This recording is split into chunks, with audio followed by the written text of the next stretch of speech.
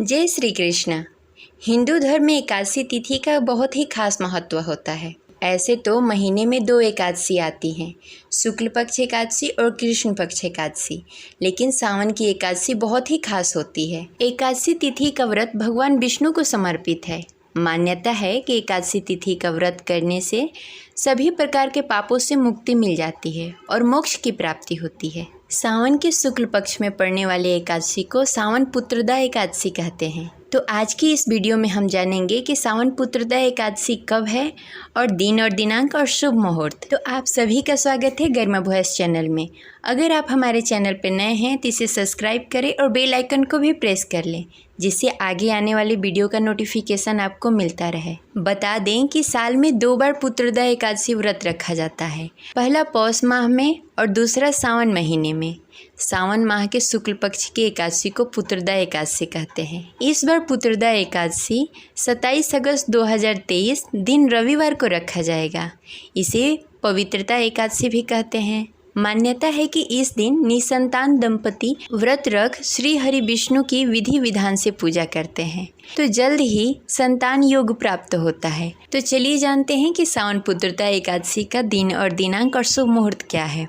तो सावन पुत्रदा एकादशी व्रत 27 अगस्त 2023 दिन रविवार को रखा जाएगा। एकादशी तिथि का प्रारंभ 27 अगस्त 2023 दिन रविवार को सुबह 5:02 पे प्रारंभ होगा और इसी दिन रात्रि 10:45 पे एकादशी तिथि समाप्त हो जाएगी। इस दिन त्रिपुष्टकर योग निर्माण हो रहा है। इसके साथ ही सर्वथा सिद्धि योग भी बन रहा है। ये दोनों योग रात के 2:26 पे रह रहे हैं।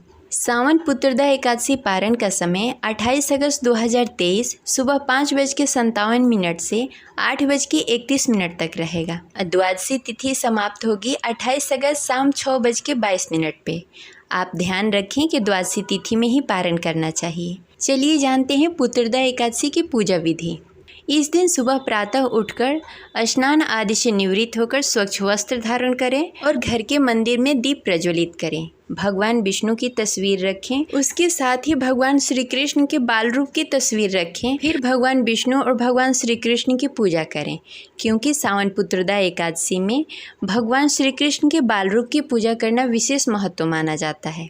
भगवान श्री कृष्ण को धूप, दीप, नैवेद्य, पुष्प और तुलसी दल अर्पित करें। अगर संभव हो सके तो इस दिन व्रत रखें। भगवान विष्णु को भोग लगाएं। भोग में ध्यान रहे कि तुलसी पत्ता अवश्य होना चाहिए। भगवान विष्णु को तुलसी जी अति प्रिय हैं। इस दिन रात को दीप दान करें। इसके बाद भगवान विष्णु का भजन कीर्तन करें और ध्यान करें। भगवान विष्णु की आरती करें और व्रत कथा पढ़ें या सुनें। धार्मिक मान्यताओं के अनुसार पुत्र की इच्छा रखने वाले व्यक्ति को श्रावण मास के शुक्ल पक्ष की एकादशी तिथि का व्रत अवश्य रखना चाहिए। इस व्रत के प्रभाव से इस लोक में समस्त भौतिक सुख और परलोक में स्वर्ग की प्राप्ति होती है। सावन पुत्रदा एकादशी व्रत करने से सभी प्रकार के पाप नष्ट हो जाते हैं। इसके साथ ही ग्रह दोष का प्रभाव भी कम हो जाता है। साथ ही पूर्वजों के आशीर्वाद से घर में किलकारियां गूंजती है। सावन पुत्रदा एकादशी पर संतान सुख के लिए निर्जला व्रत करें और रात्रि जागरण करें। पुनः प्रातः स्नान आदि से निवृत्त होकर दान करें, ब्राह्मणों को भोजन कराएं और पुनः पारण करें। इससे आपकी सारी मनोकामनाएं पूर्ण हो जाएगी। आशा करते हैं हमारी जानकारी आपको अच्छी लगी होगी। तो इस वीडियो को लाइक अवश्य करें और कमेंट में लिखें जय हरि विष्णु।